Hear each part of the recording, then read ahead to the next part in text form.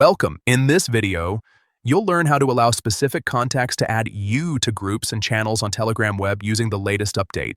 If you prefer more control over who can add you, this simple privacy feature will make your Telegram experience a lot smoother.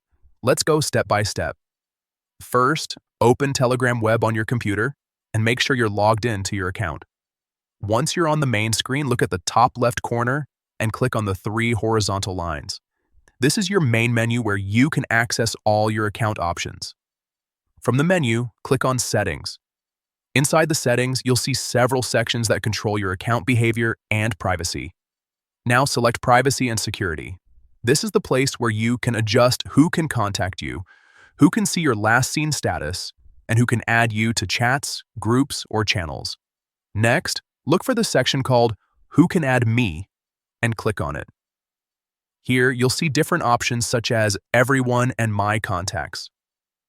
To make sure only people you know can add you, select My Contacts.